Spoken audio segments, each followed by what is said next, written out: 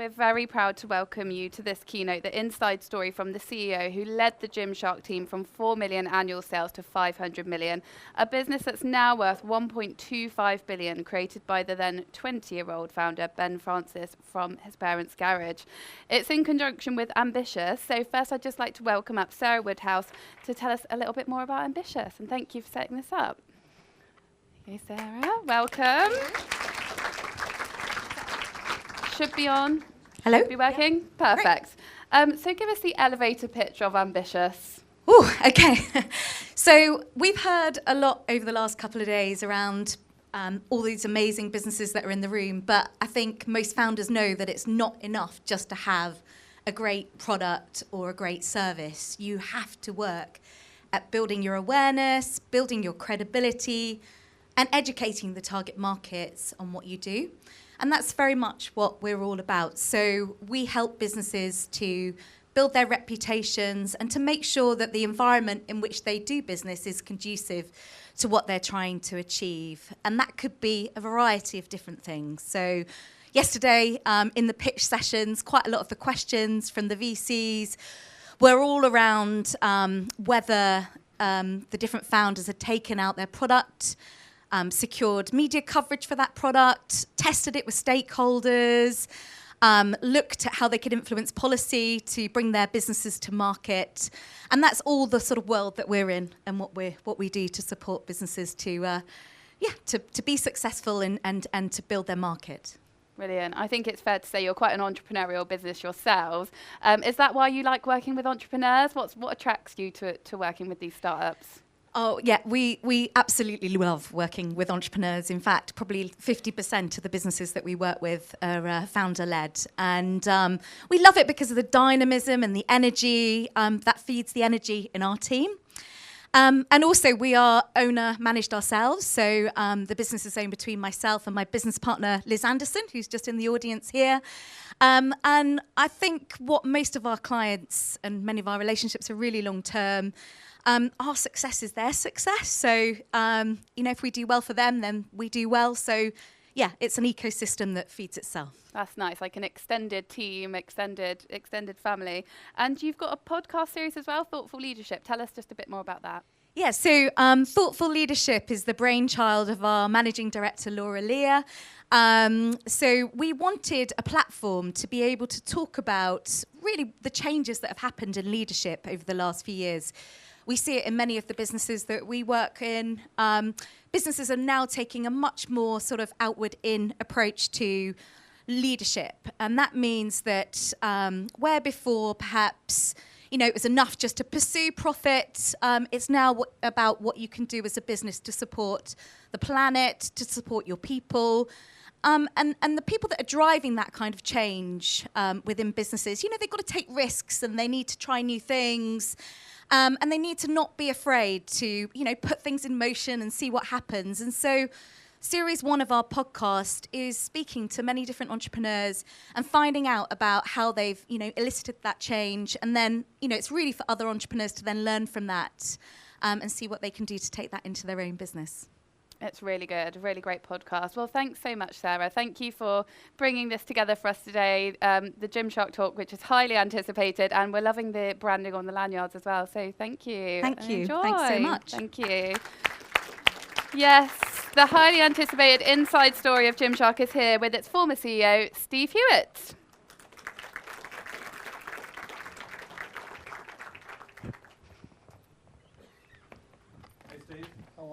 Oh, I'm all right. How are you? Very good, very good. Thanks. You're just the epitome of health. You just look at it and feel the bristling health of you, man. I mean, really.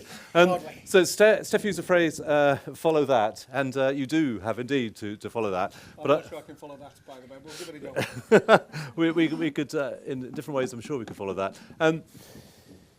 I want to talk about your story. We'll come on to what now, your consultants, advisory business, the types of clients you work with, why you do it, et cetera, touch a little bit on your corporate life in Reebok. But I want to start almost in the middle.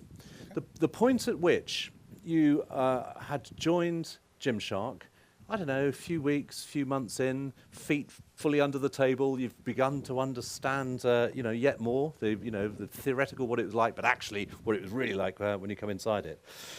Is there a key moment where you thought, my God, I understand much more so what the opportunity is here and also what the challenge is here?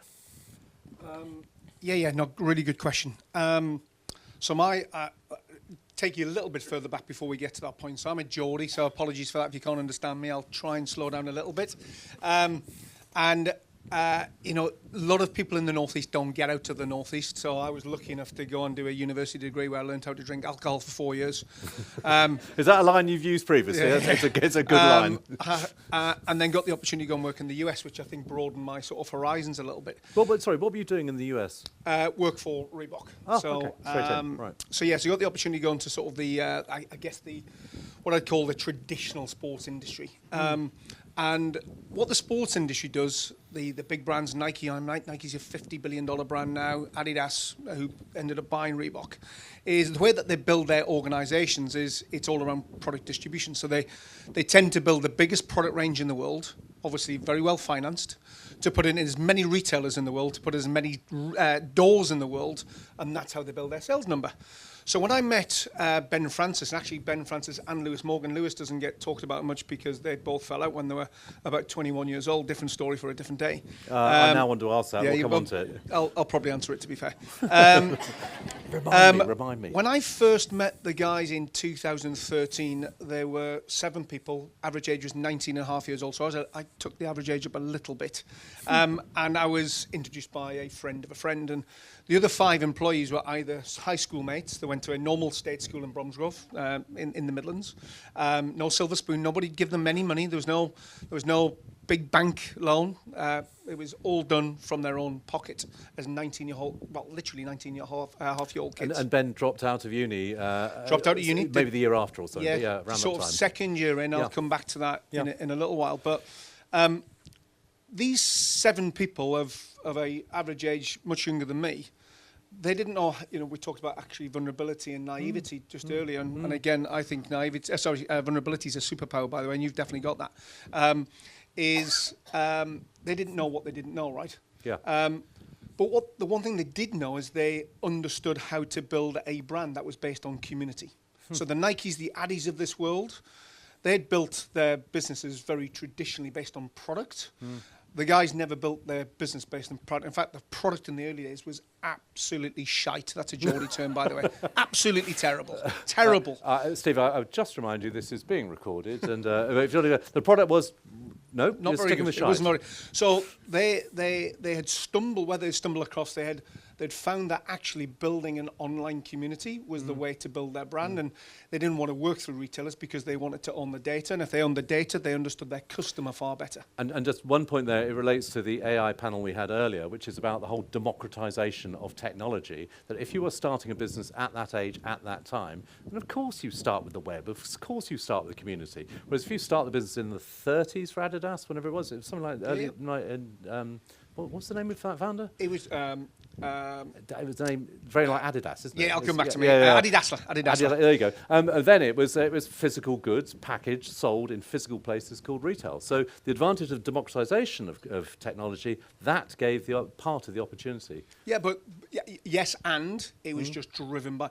So again, most brands, most organisations, certainly inventory-based organisations, will build their whole story around product because product is king. Yeah. These product was just a part of the mechanic. The real driver was this purpose around wanting to unite this conditioning, this fitness community around the world. And nothing, like product, as I said, was really just an afterthought. It got better as time went on. So my job was to, the one thing that the 19-and-a-half-year-old lads couldn't do was actually be credible in front of the bank. Anybody in the Far East or the Middle East or the Near East wouldn't really supply them. And if they were supplying them, they weren't getting great terms. So my job was really to effectively use my network to effectively help scale the business. So I joined it when it was 4 million quid, seven people. And over 6-7 years, we sort of then scaled that to 500 with 1,200 people. He says blithely. But I do want to come back to this point. There's what you had knowledge of them. Clearly, it's a very big move to move from a very senior position at Reebok to this, essentially a startup. Yep. There's nothing wrong with startups. That's what this is so much about. Tiny, 7 people. But a few weeks in, did you think, my God, I'm aware there was stuff we could do with this, but do you think actually it's like, you stand back and think, this thing could be absolutely enormous? Did you have a sense of scale? And Yeah. did you work from where we are and I've got a plan to get to there? Or is it simply where we are and just grow as much as we can? You know, there's some bumps along the road. I don't I could tell you some stories over a glass of wine and you'd be amazed. So, let's do that, but Yeah. let's do an element of it publicly. Give an example of where there was some form of setback or misstep or fallout and the learnings from that and how Yeah. you and Ben responded. So a couple of insights. The first, I love to ask questions, and again, I think another superpower is the ability to listen.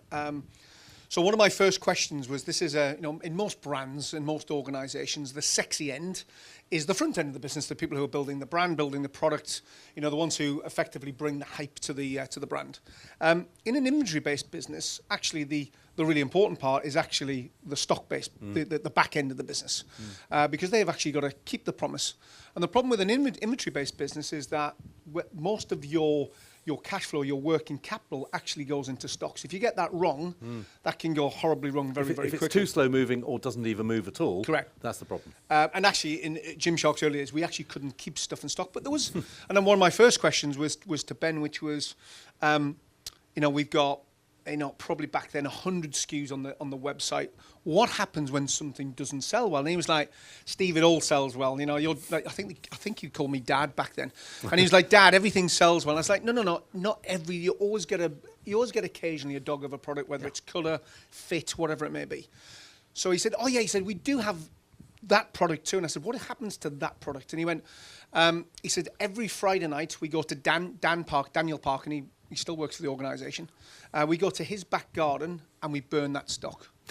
So if there's any CFOs in the room or anybody who loves the planet, and hopefully we got both of those in the room, that's not a good game. No. And I'm like, why are you burning the stock? And he was like, because we want to protect the image of the brand. So I sort of get that. Yeah.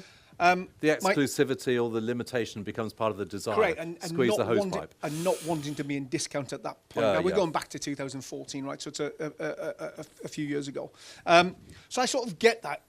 Not sustainable in terms of your P&L, by the way, and certainly not sustainable for the planet. No. My bigger question was, why Daniel Parkin's back garden? And he went, because he's got the biggest back garden. That's a true story. The second thing is, I'm obsessed with people, obsessed with environment building. And we used to have this statement at Gymshark which said every Sunday night has to feel like Christmas Eve. And what I mean by that is, I'm gonna pick on the Brits here, right? We have this whole thing of life. We have a great weekend. We're coming into a beautiful, hopefully sunny weekend this weekend. And what happens? We get to Sunday night at 6 o'clock and we have that dread of, oh shit, I've got to go to work tomorrow. Yeah. And we get to Monday. And Monday, what do? We wish our lives away to a Friday to do the same thing for 52 weeks of the year for 40, maybe even long, depending on how long your career is. And I'm like, we're not building the environment at Gymshark like this. That's what you sort of get in the corporate world. So I'm obsessed with environment, but also you have to make sure that people are well incentivized financially. So again, the balancing statement to the environment bill is also a pat on the back does not pay the mortgage. So the second question I asked Ben is, how do you incentivize these 7 staff? Half of them were family, half of them are high school mates. And he said, we do rock, paper, scissors at the end of the year. And he said, do you know what rock, paper, scissors are? And I was like, I'm not that old. Anyway, we did rock, paper, scissors. And I said, what happens? He said, all of the 7 get £1,000. This is back to 2014. And I said, and if they win, he said, we do best of 3, very important. He said, if they win, what do they get? The 1,000 goes to £3,000. A lot of money for a 19-and-a-half-year-old kid back then. And they lose? He said, they get fuck all. So I'm like, okay, we've now got a business that has gone from £500,000 out the gate in year 1 to 4.2 to 8.7 to 13 to 40 to 100, and then £100 million growth sort of thereafter a year. And I'm like, I'm not sure we're going to get the environment right here. And I'm definitely know we're not going to actually be able to keep people in this organisation. So The insight, I think, is not necessarily about actually that moment where you think, actually, we're onto something. It's actually, first of all, working out what sort of creases you've got to sort of iron out first. So the first thing we talked about was actually the way you treat people, and that's where we started. Where the moment came was Black Friday 2015. The team had done such a good job. I had nothing to this, can't take any credit. The team had done such a good job of building this community that when we launched Black Friday with a discount first time ever, sort of 3 years into the brand, there was a frenzy. And actually, the plan A wasn't very, very good. And there was definitely no plan B, no plan C. And when you're scaling quickly, your plan A isn't enough. You definitely need more than one plan. And actually, the systems imploded, and we lost 35% of our customer base overnight. Well, because you couldn't supply, and they were pissed off with that, or what? Or it was complex. We were sending out products to people who hadn't even paid. It took us 6-7 months. A third of the business of the customer base overnight. In one day. So if that was today, in today's language of Gymshark, that's probably around about 10 million customers, like active customers. That's a big number. How did you then? First of all, the internal. I'm sure that was there's like two focuses. One is the internal. How do we sort out the logistics, the scheduling, the dispatch, everything element of that? Yep. But the other is how did you restore trust in the brand with that disaffected 35%? Takes time, and sometimes sorry goes a long way. So Ben was fairly prolific on social at this point. We sort of said, right, we now have to own the mistake. So rather than what most brands do, which will just hide away from it and blame something else, we actually say, listen, this is on us. We'll do everything. We're going to be working night and day. We moved everybody from every function into customer experience for the amount of months that it took. So we really rallied behind that. I want to press this point. So was it that it was? I'm sure it was more than sorry, but was there a sort of some offer or some sort of thank you? Look, we screwed up. Have this. There's nothing like that at all. It was all about being authentic and relatable. One thing that Ben and the guys were the demographic. Yeah. They understood what the demographic wanted in this situation. They would know what they would feel. Yeah. At my age, I'd probably go, okay, what sort of discount or what voucher can I get from that? This community were like cult following. So they were disappointed, but they wanted to help us put it right. So actually that community got behind us, as we said. They're almost believers. It almost has that element of faith in the broader sense. It's like a movement. Yeah. But the thing that, the reason why Black Friday 2015 was the defining moment for Gymshark in terms of getting unicorn status 5 years ago was I asked Ben one question. I said, do you want to become this lifestyle brand in Bromsgrove, this fitness lifestyle brand? By the way, lots of lifestyle businesses here. There's nothing wrong with lifestyle businesses. Go slow, be small. Do what works for you, define your level of success and sit and go. It's not about being biggest is best. No. It's not about that. Or do you want to become a true global brand? And his answer to that was, I want to become the British version that Lulu is to Canada, that Adi is to Germany, and that Nike is to America. And I was like, okay, well, we now need to employ people who are better than you in areas where you think you're God. Because at this point, Ben had a little bit of a swagger. Well, right, so I don't doubt that, not knowing him, but as a basic principle. But so how did he respond to that when you said, you need senior, better people, broader skill set, greater experience? How did he take that? You know what? We set some rules, if you want to call it that. And the rule was, it was twofold. You can never play your founder card. So now there's a lot of founders. Yeah. And founders, I describe founders in 2 words: magical chaos. Right? A lot of magic, and I see a lot of chaos. We do a lot of work with brands now where I see the most inspiring people, young people who are brave, naive, and have got, as I said, way more bravery than I would have had at that age. But they also bring a lot of chaos. And the focus with Ben was, listen, this business has now gone from 4, as I said, to 8. We're now on to sort of like this 30, 40 million per annum journey.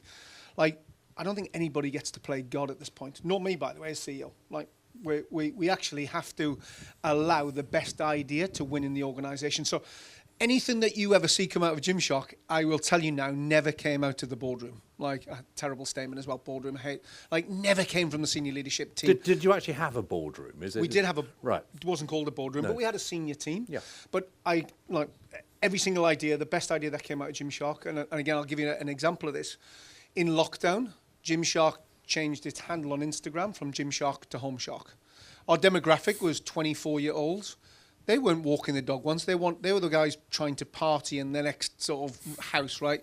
And actually, it was about sending responsible message saying, you actually need to look after your own community here. Yeah. Still, Gymshark's most ever engaged social media, not a product, not an event, an actual value that we sort of lived and breathed. So with Ben, it was twofold. It was, don't ever play your founder card, and don't ever play your majority shareholder card. Can I just ask you, why not? What do you mean by play the founder card? Do you mean internally with the team that, it's my thing, I create it, so Where hierarchy wins. Okay. You do...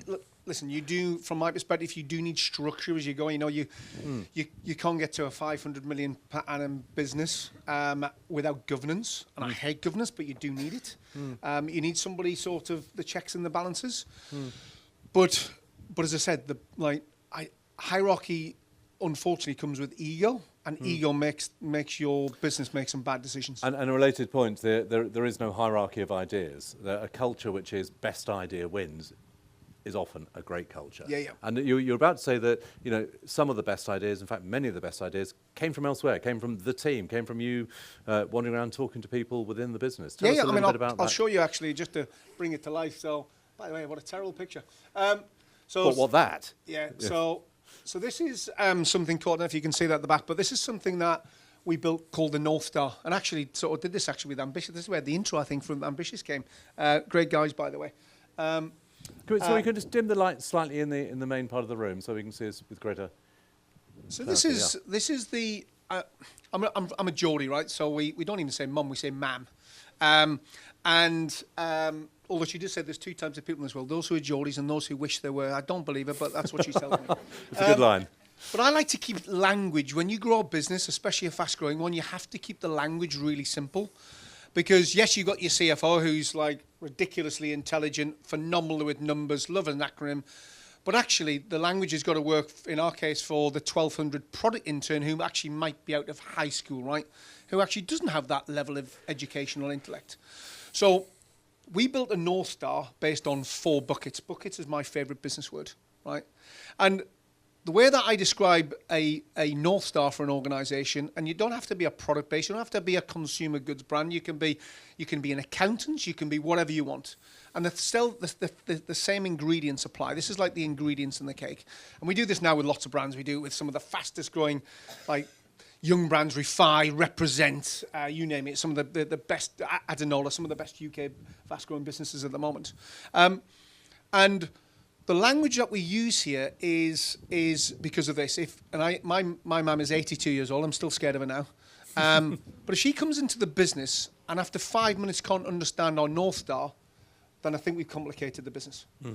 So Gymshark's North Star was based on 4 buckets, which starts at the top, which is all about purpose. Love your purpose. Absolutely love. And you talked about Crusade versus P&L. I think it can be both, by the way. Yeah. This was both. So your purpose is about actually understanding why you exist. And I'm not getting all spiritual in terms of actually why is your brand? What does your brand mean to its community or whatever? And as I said, you don't have to be a D2C business. You can be a B2B business here as well. So what do you want to stand for? Once you work out that, once you've worked out why you exist, you then have to think about who you exist for. And in most organizations, and I'm smiling at the ambitious crew here, is they go, oh, we offer everything to everyone. And my next question is, how big's your marketing budget? And they go, and I'll say, I'll answer that for you. It's never big enough. So the combination of your purpose, why you exist, and the combination of you being laser focused on your audience, who you exist for, is effectively your positioning. And most founders and most leadership teams are really, really ill-disciplined at that because they end up chasing the shiny new thing. And I'm actually with you. I think you actually go slow. And one of my favorite, we brought this phrase through the business and we do this daily now. And we're terrible at it as humans, right? If you go to your to-do list on a Monday, it's a pretty long to-do list. And by the time you get to Friday, it's generally longer. And I think if you can turn that round into 4 words, which is say, start less, finish more, I think you'll have a better opportunity. And really, those 2 things combined at the top of this pyramid, if you can do that really well and stay super disciplined, this is not about opportunity, this is about discipline. Can I perhaps pause at that point? Start less, finish more. more. Yeah. Great. So those are the first thing, and the thing that probably Gymshark gets talked about the most is those two things. And again, I'm just going to jump ahead. This is a store that we did. In fact, Ed's next to me here. He actually opened the store. We did it for a weekend with a influencer back in the day called Nikki Blackett. She was an American. This is the first time we'd ever done permanent retail. Product was still shite, by the way. Sorry, Nikki. It wasn't great. But when we opened the store in Lower Mercer Street in Manhattan, we didn't spend a penny on marketing. It was all just done through social, done through that movement of that community. When we opened the store, I don't know if you can see that at the top, that's ice. It's a February morning, it's ice, it's freezing cold. When we opened the store line to get in the queue was a kilometre-long line. It was 8 hours. And the disruption that you get in this photograph to bring it to life comes from effectively those first two things in the pyramid. And unfortunately, most businesses are really good at understanding why they exist because you've generally started your business to solve a problem or to find an opportunity, gap in the market. Most organizations are not very good at being laser focused actually on who they effectively live for. And you have to be super disciplined on that. The third bucket is all about values. Now, and actually values is just too easy word. Sort of value stroke standards. And it's about, actually, this is how we're going to behave as a brand, both with our community. So let's say sorry if we get it wrong and do, let's go the extra mile. But also how we're going to behave as a employer. So at Gymshark, if you had an ego, that was fine, but you had to leave it at the door on a Monday and you had to pick up on a Friday. That went for Ben as well. If you were late for a meeting, we had rule number 1. If you were late, you couldn't come in the meeting. I remember Ben coming into a product meeting. He loved product. Product's a lot better at this point, by the way. And he came in 20 minutes late, and there's 35 product gurus in the team, all relatively young, actually. And he comes in 20 minutes in, and I stop Lois, who is doing the delivery of this season product. And I said to Lois, sorry, Lois, Ben, you have to leave the room. And he's like, yeah, what up, Steve? I'm like, no, you're late. You have to leave the room. Anyway, eventually, after a couple of minutes, he left the room. Bit of an awkward situation. And I always knew when Ben was angry because he used to get like this red rash across his neck. And I saw him about 3 hours later, and he literally made a beeline for me. And he said to me, he said, how dare you do that? And I was like, no, quite the opposite, Ben. How dare you do that? I said, if you're late for a meeting in front of 30 odd other people, what does that tell the people? And he's like, I'm not sure. He said, it tells me that you do not respect their time. And I said, if you do that, then guess what they're going to do with their teams? And now we've got less magic and we've got more chaos. So the thing that really got Gymshark to people talk to me about unicorn status. I don't give a shit about unicorn status. Unicorn status is a spit out of just doing this third bucket really well, which is all about building that environment. And our environment was all about making sure that everybody from the outside that wanted to be in for the right reasons, but also if you misbehave, you couldn't stay here. You couldn't stay in the organization. Performance wasn't enough. And unfortunately, most organizations, and we're all guilty of this by this, just think about some of the best people you've ever worked with. They're also probably the biggest arseholes you've ever worked with too. Right? True? And we let them stay in the organization because they perform. Yeah. Yet they can't actually behave as human beings. So our value set at Gymshark was all based on absolutely they had to perform. But actually, let's start with actually what sort of value set they have. And again, I'm just going to move on to the last slide here. And I say this a lot, right? So Canada Geese. I work with some really cool young people, and I don't care how young and cool you are. When you see Canada geese in the sky, you pause and you go, my God, look at that. It's a thing of beauty. I think they're the only flock of birds to fly like this in the world. And in most organizations that I go into, and it's the same with Gymshark, you look at this is how aligned you are. I did it with Ambitious. Ambitious are like, yeah, we're super aligned. After 10 minutes, we're not that aligned. Now they're aligned, right? And we started with the Canada Geese. And this, by the way, people think this is the leadership team. And of course, it starts with the leadership team. But if you've got 1,000 people in your organization, your last bird is your 1,000th employee, by the way. And unfortunately, in most organizations, you get a couple of birds that fly up or fly down, so not quite in sequence. So you'll still get there, but it'll take you a bit longer. But the ones that we allow to fly are the ones who fly opposite the formation. They go in the opposite direction. They are called culture fuckers. And they are generally the best performers in your business. And unfortunately, you have to coach and develop them out of them, or they simply have to leave. So we had a guy who was chief product officer, probably the best guy I've ever worked with in 30 years. Like legitimately the best guy I've ever worked with from just a performance perspective. But if I had been to Tenerife, he had been to 11 Tenerife, and that's just the way it worked. Oh. And unfortunately he couldn't stay in the organisation. The last bucket is, and if I had, again back to any CFOs in the room, if I had Philip Dorr, who used to be my CFO, he's still a very, very good friend of mine. He'd go, I love the first three buckets, Steve. They make me warm and fuzzy on a lovely summer's day in Bristol. But they don't help the P&L, and actually cash flow's got to work and I've got to be profitable, right? Especially in inventory-based business. And he would be right. So those 3 buckets in isolation at the top really aren't enough. The 4th bucket is all about just simply the maths working. Your maths have to work because actually if you want to scale, whether you want to go slow, whether you want to go super fast, like you have to be profitable and you need cash. So the formation of this coming together, now you've got an opportunity to really scale an organisation. Yeah. I want to talk about the formation of you and Ben and the team in this respect.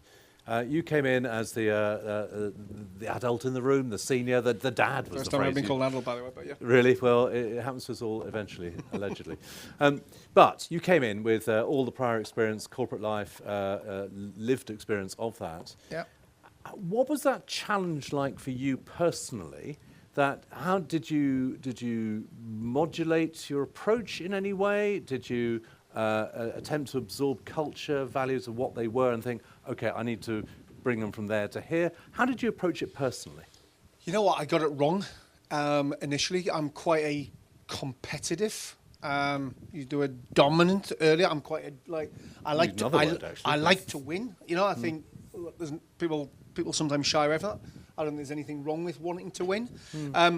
You learn very, very quickly if you try and tell a bunch of people how to do it based on some grey hair, you find out very, very quickly that actually turns them off.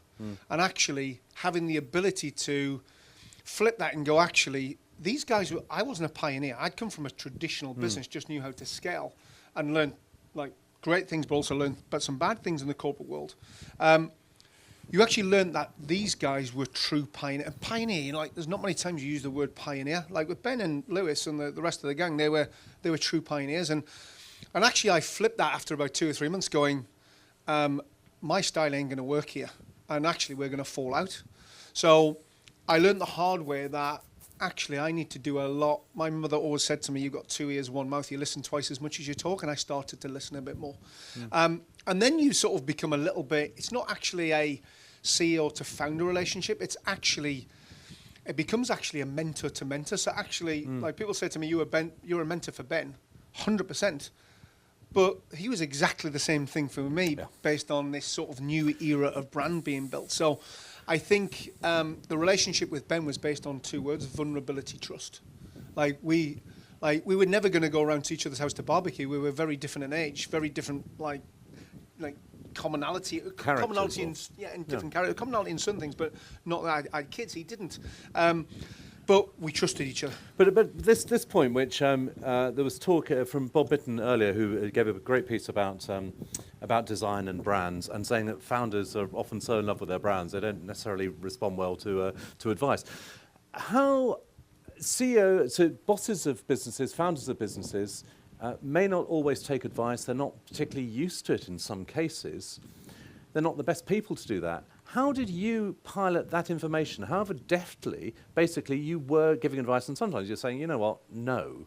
How did he respond to that? No. And did you ever fall out? Never said no. Never said no. You'd have to do the opposite, which is let them fail. Okay. So educate and go, listen, I think I've seen this before. I think this is what's going to happen here. If we don't think about, as I said, I'm not sure our plan A is good enough here. What about plan B, plan C? And if we ever, not so much fell out, I don't think we ever fell out. I think we had difference of opinion on certain stuff.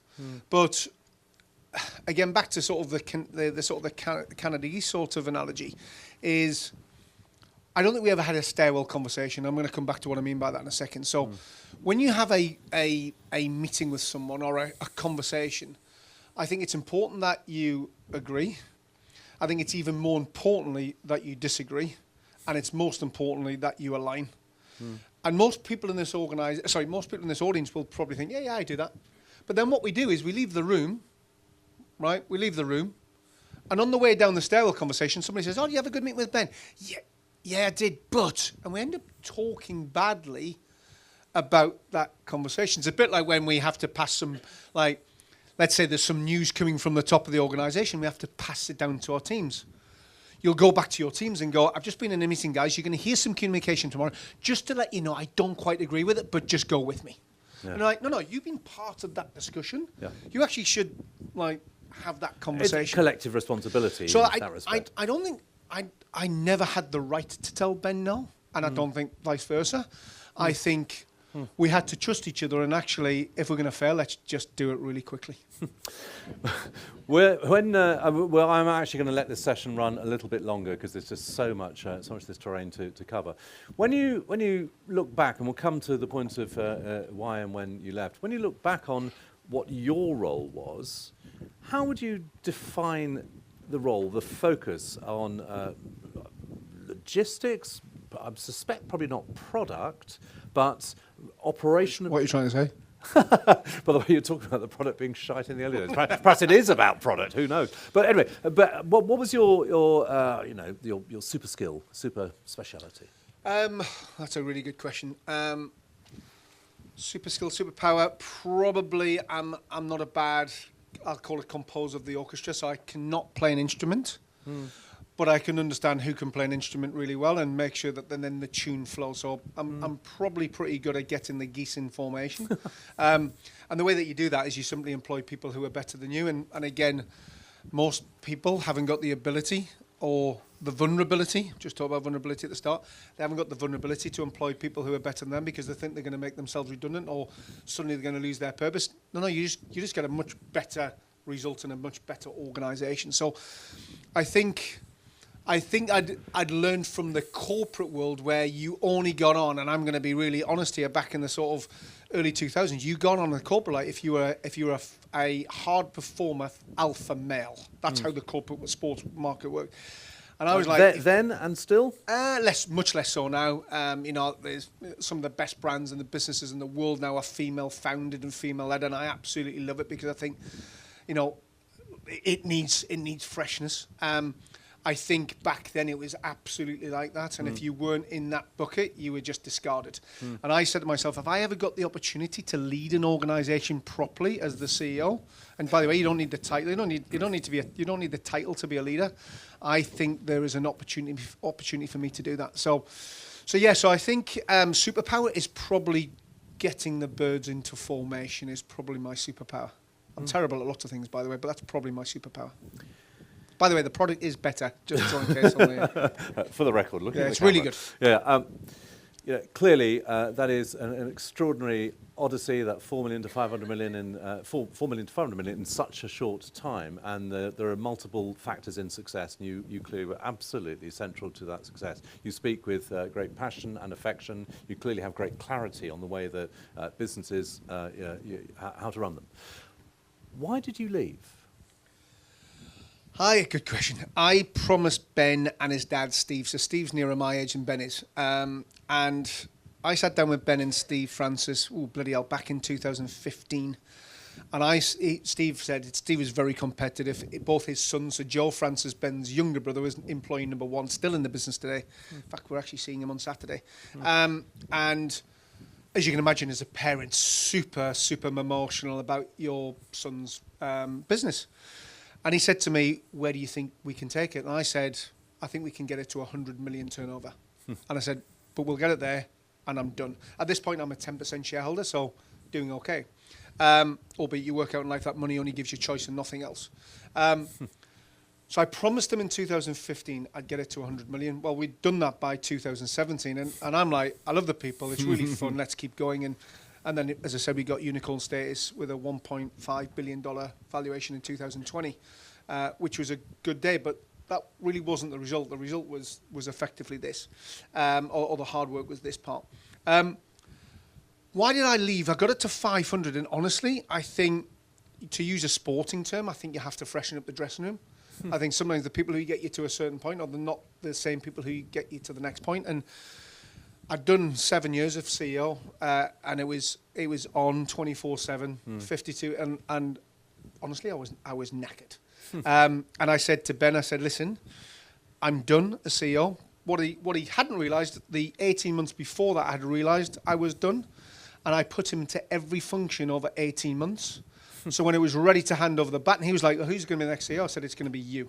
And he's like, I'm not ready. I said, you've worked in every function. You don't realise you've worked in every function for the last 18 months, so you are ready.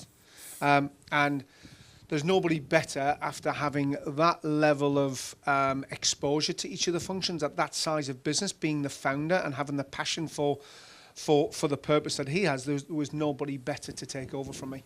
So I ended up becoming the sort of the non-exec chair. I'm actually non-exec chair of a brand called Passenger. I don't know if anybody's heard of Passenger, outdoor clothing brand.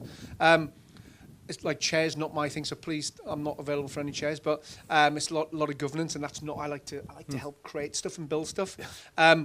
But it was the right thing to do because I sort of stayed in tune with the business, and anytime he needed a sounding board, I was there. So I did that for a year, did a non-exec role for a year, and then I was like, guys, I'm almost 10 years in here.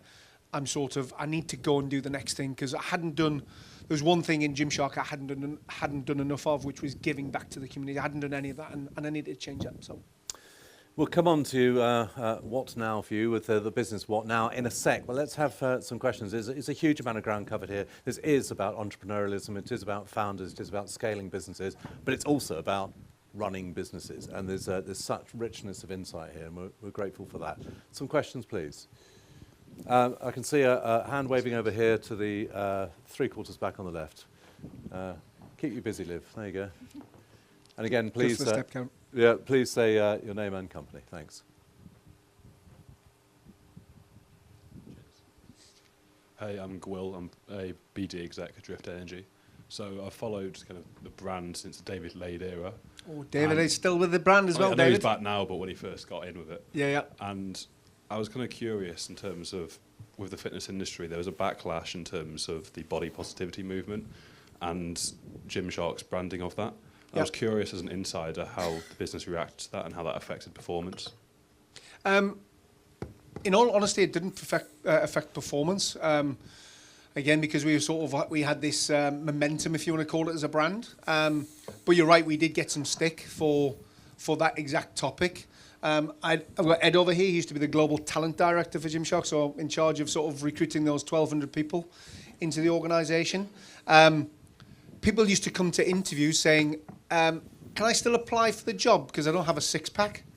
Like, legitimately, right? And we had a lifting club on site that was more about mental and physical health. So we had to do a lot of re-education internally. I remember there was a guy who used to be the CMO. He's not a CMO anymore, and that's not because he wasn't a good CMO. And his view was you needed permission to wear the brand. Like, you needed to be in great shape to wear the brand.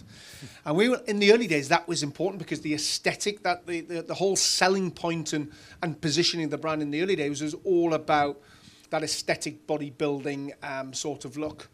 If you look at the purpose now, and our purpose hasn't changed for 7 or 8 years, it's all about uniting this fitness community wherever you are on your journey. So whether you're going for a Mr. Olympia like a Ryan Terry, or whether you're a David Lade, or whether actually, you know what, you're walking a 5K for the first time. So we had to re-educate ourselves internally and then re-educate the community as to, just being a lot more diverse with our thoughts. So do I think it was wrong at the time? No, being honest. Like, do I apologise? Would we apologise as a brand for that? No, because that was the original position. We can't, I don't know if you've ever seen the original Gymshark logo. It's not the one where you see now. It's the old shark, the muscle shark, and that's what we stood behind. It was an alpha male brand. But I think we reinvented ourselves relatively quickly and it's back to listening to your community, I think. But not only do we have to do that externally, we had to start with that internally because Ed would have got it a lot saying, I don't have a six-pack and I still apply for the role. I don't know how Ed got the job based on that, by the way. Oh, you did have the six-pack that time. He's lost it now, bless him. TMI. But there Great question, by the way. Very good. Couple more questions, please. Middle back, please. Yeah. At the very back, right. And is this? No? Thank you. Polly Robinson from Growth Space. Hi, Polly. Hi. So you went through exponential growth. The business grew really quickly. Yeah. And you've talked a lot about your culture being as important as your brand. How did you maintain the culture and the sense of the internal community as you were growing and hiring so fast? Because that's when it can start to fray at the edges. I am And- glad somebody's asked this question. And just to give some sense of scale, what head count was it at the bottom, Yeah. which is 500 million? So we started with 7 high school mates, a couple of brothers, sisters in there, to 1,200, just over 1,200 people in 5 offices, 4 continents, from Denver, Colorado to Hong Kong to Mauritius. I should have gone there in lockdown, to Germany, to then Solihull, which is where the HQ, main HQ still is. It's a great question, that. And organisations, especially the ones that I meet now, especially like young founders, they are obsessed with what it looks like with their community. They are phenomenal at comms on social. They are phenomenal, even pretty good on LinkedIn from a professional point of view. And unfortunately, the bit that people miss is that great external comms gets remembered for maybe 24 hours, maybe 48 if you're lucky. I would say average internal comms gets remembered forever, and people leave your organisation. So we were obsessed with internal comms, and we were obsessed with repetition of message. So Ed will smile at this, but my favourite, every single time that we got in front of people, we wanted to be in real life with them as much as possible. Now that changed obviously in lockdown, so if they couldn't make it in real life, then everything was video. So even if you're on holiday, you had no excuse not to catch up. So many touch points on repetition of message. And the repetition of message wasn't about actually brand position and disruption. It was actually about behavior. So for example, of course, we talk about, recruitment. Most people start an interview about, what are you going to bring to this organisation? How are you going to perform? How are you going to make me move the dial in my organisation? Nobody starts with, actually, let me talk to you about values, and how do your values relate to my values in the organisation, right, or our values in the organisation? Onboarding at Gymshark, first session was with me. It wasn't about Ben Francis. It wasn't with Ben. It wasn't about Unicorn Status. It wasn't about that long line outside of that store in Manhattan. It was about, here's how we behave here as just people. So it's that repetition of message, and every single time we got everybody together, we finished with 4 words. 4 words always. It was work hard, stay humble. And we were like, you can imagine, right? We went from 40 million to 102 to 230 in a year, 230 to 370 and so on. And you can very, very, very quickly get carried away with that. So we had this phrase where if we won, we celebrated for 24 hours. I don't mean in the pub. Most of the guys probably went to the gym, to be fair. But you were allowed to celebrate for 24 hours, but then no complacency, and we sort of start again and we go again. But more importantly, actually, if we lost, and we lost a lot more than we won at Gymshark, was you get 24 hours to feel sorry for yourself. But then you dust yourself off and you just fucking go even harder, right? So, but it was, you have to be obsessed with internal comms. And most organisations, I'd give them a 2 out of 10. And on the external comms, they're a 10 out of 10. And I'm like, you've got this the wrong way around. Start internal, finish external. And ideally, you get to 10 on 10. By the way, I don't think 10 out of 10 exists on either of those two things, but try and get those things balanced. And most organisations aren't very good. And when we don't communicate? Anybody want to have a guess when we don't communicate in an organisation? When it starts to do badly, or it misses its number, or we don't hit budget. No, you then double down on comms when we're not doing well or we've missed a budget, so we can educate people as to why. And actually, you'll actually calm your organisation rather than them think, actually, I need to leave.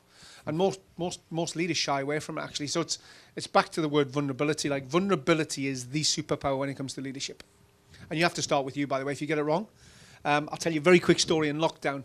Being old, we had a one-way system in lockdown, like most organisations would have done in their office. And it was critical team in there only. There was a photocopier. Yes, I still used a photocopier at this point. And the photocopier, if I followed the one-way system, was 200 yards. If I went across the one-way system, it was literally 20 yards. At my age, that's a big number, right? And I remember even looking, and I thought, right, there's nobody. And I went, a product intern stopped me, and she said, Steve, if you can't do it as CEO, don't expect anybody else to do it.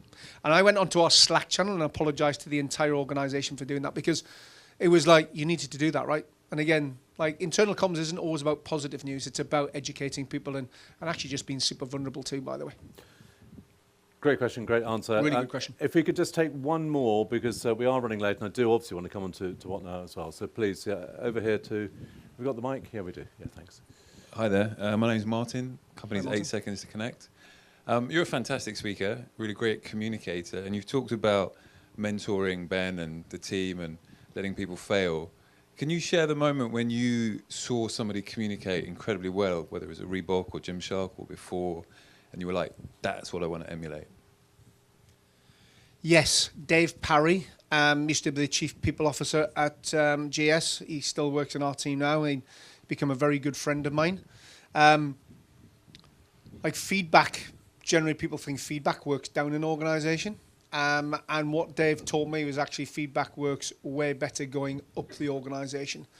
So there was many times where I used to come into a working week where I thought I was smashing it from a comms perspective, and he was like, Steve, like what you just did yesterday is not cool.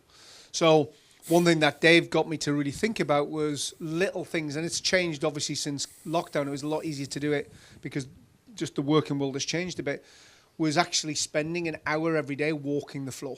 Like, I literally walk the floor for every single hour, every single morning. And the people who I would never spend time would be my senior team, because actually your culture barometers or your environment barometers are actually across lots of functions at lots of levels as you get to like 1,200 people. So what Dave taught me was actually spending time outside of your direct reports is probably more important, and you're probably going to get a much more honest view of the organisation. But I hated them at the time, by the way. I was like, oh my God, this feedback. Dave, do you like, he used to say, can I have a chat to you? And I was just like, oh my God. But you know, it taught me so much. And again, he was brave enough to do that, because most people wouldn't do that, right? So, and that's just what we built. We tried to build vulnerability trust right across at all levels, at all functions. Did we always get it right? 100% not. But that's what we strive to do. If you can do that, by the way, you've got a hell of an organisation. Great question. Thank you. You told an anecdote earlier about being late for a meeting. I'm conscious that you need to make sure that you're not late for your next. I've got a notice saying you have to leave pretty much on time. You have engagements tonight. We would like to do a very short piece to camera in a bit after. So how long have you got? Another 10 minutes or so? Yeah, on fine, What Now? that's perfect. Let's talk about What Now. If you could just, in a nutshell, tell us what it is, why you do it, who you work with, what your values are in it. As in the new chapter? The new, yeah. Yeah, so actually, getting back to Ed, like me, Ed, I think, stalk each other. So it came actually out of a train journey. So I was still exec chair at exec chair at Gymshark at this point.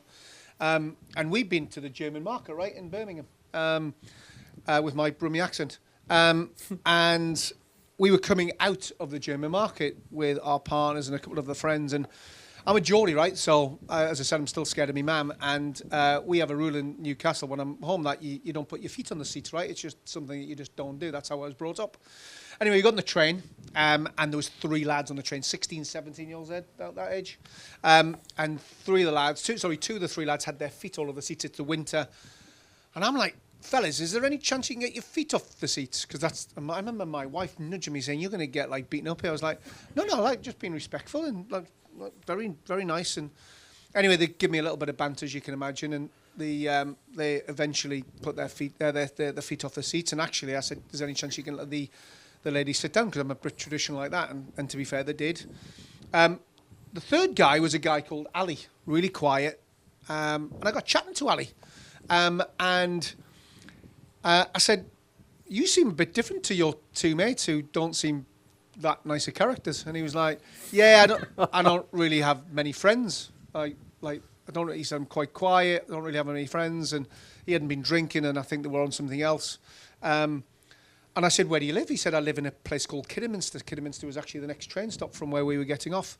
And I said, what do you do? And he said, well, I go to college. And so where do you live in Kidderminster? I know that place relatively well. He went, I live in St. Basil's. And I went, what's St. Basil's? That's like, is that a church? What? He said, it's a charity for young homeless. He said, me and my sister in this sort of effectively dormitory in Kidderminster. Anyway, found out what he did, and he went to a local college where he was doing a sports diploma. And I'm like, he's 16, 17 years old. He's doing a sports diploma. He's probably following David Lade. And I was like, have you heard of a brand called Gymshark? And he was like, fuck yeah. And I was like, do you fancy getting some work experience there? And he was like, yeah, I'd love that. He said, but you can't get into that place, was his words. And I was like, we didn't tell him what we did. I was like, well, I know a couple of people there. I may be able to get you in. Anyway, I said, here's my number. Give me a call over the weekend. Anyway, sat there, I get this call. Pick up the phone. Hey, Steve, it's Ali from the train. You talked about Gymshark work experience. I went, yeah. I said, you've got in. I said, I need to speak to your local college to get all the risk assessment, etc. done. I said, but we can get you there in the next 2 weeks. He was like, how have you done that? I said, I work there. And he was like, no way. And he said, what do you do there? I said, I'm the CEO. Anyway, so it was a really funny story. And actually, Ali became a really good friend. I remember Ed taking him to the office every day. And we found out he went on to university. I'm not saying university is the be all and end all, by the way, but I'm actually not sure it's not great value for money these days, but different conversation for a different day. But he had gone on from these two lads, I think, a bit of a sliding, it was a sliding door moment for him. At the time, I thought a sliding door moment for him. Actually, what had worked out of that was, no, it's a sliding door moment for me. So if I can impact, or we can impact one person's life, can we do that with more people? And like, my father-in-law died of Alzheimer's. My dad died of a heart attack. But they had a good life. So, can we help somebody on the ladder at an age where actually they may have just been unlucky, or just, we all make bad decisions, and sometimes just helping people up the ladder. So I'm obsessed with the underdog. Maybe being a Geordie, Geordies are underdogs generally, right? Because we can't talk properly. And I love an underdog. So Geordies are not underdogs after having won the FA Cup. I mean, come on. Carabao Cup. Carabao. More important than the FA Cup. Yeah. I was there. I was just testing. Yeah. So yeah, I wish the FA Cup. Yeah. So really understanding, actually giving back, and so we now actually the event I've got to go to tonight is we're hosting a big event for the Birmingham Children's Hospital at my house actually this weekend. So planning for that, but just about helping impact somebody who's just maybe not got it quite right, I think is important. Now, that's not enough, because we're obsessed with building North Stars for brands. And so actually we worked out that our sweet spot is helping not the next Gymshark. Gymshark's like my third kid. It's like helping brands who are probably at that magical chaos type of decision in life, whether they want to become a lifestyle business or whether they want to become a global brand. So roughly about the size of what Gymshark was, or maybe a little bit smaller, perhaps. You know what? It's difficult to put a size on it. Okay. So you get. It's a mindset, perhaps. Yeah, it's more mindset, and I have one red flag when we work with organisations is if you've got an ego. I hate egos. Ego equals arsehole. So you're not. I'm not going to waste my time working with arseholes. So, I don't care how good your business is or how if there's going to be a huge financial event or you're in the press, I couldn't care less. Olivia Jenkins, I sort of invested in and helped a business called, for example, D. Louise, which is a jewellery business based out of London. She reached out to me. I was like, Steve, can you help me? I was like, Liv, I know nothing about jewellery. And she's like, yeah, but you can build this thing through this thing here, because I've heard you talk about North Star. And I then found out her mum died of cancer. That's why the brand was called D. Louise. Her mum was called Deborah Louise. And I was like, shit, this is now, you've got me in. And then we found out a year and a half later, her brother committed suicide. I was just like, we're now back to underdogs. So helping the underdog. Yeah. That's the real drive.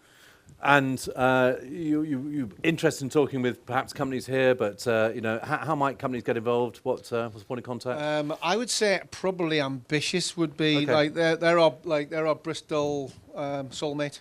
We'll call it Bristol Soulmate. But yeah, listen, I'm more than happy to do a North Star chat if you guys want to get a load of organisations together, because it makes it easier and it's more efficient and effective. We can spend half a day or a day on how to build your North Star. And by the way, you don't need to be a £500 million business to do that. You can be an accountancy I'm not picking on accountants, by the way. You can be an agency, right? We like the North Star ingredients don't change based on size of business, by the way. So happy to do that for anybody in the room, by the way. Steve, we could talk, or rather you could talk for so much. There's so much you've covered already, but still so much left unsaid. And if anyone wants, I'm sure many of you will do, wish to hear more from Steve, do tune into that ambitious podcast, Thoughtful Leadership. It's about an hour or so, and there's some great insights. It'll help there. you sleep anyway. And I mean me, by the way, not Laura. Moving on, some of which has been covered here, but there's a lot of good insight there. I've actually got one last question for you, which is this. You are evidently and completely rightfully so proud of what Gymshark achieved, what you achieved, that stellar growth, the culture, the energy, the excitement, the progression, the development of Ben, the whole team, everything. Do you miss it? Oh, great question. Yes, I think yes, and not because of probably the reason you think, not because of the competitiveness and the winning, which is probably where I first started. Somebody told me once that it's not about the journey, it's not about the destination, it's not about that unicorn status that you talked about earlier. It's about who's on the journey with you that counts. So You miss the gang. I would say that's the bit you miss. Yeah. Yeah. Yeah. Well, lordy, lordy, lordy, as I say, so much ground covered. We should give a first thanks, a very specific thanks, to the Ambitious team. Sarah we heard from earlier, but the Ambitious team for bringing this session to EntreConf. Thank you so much.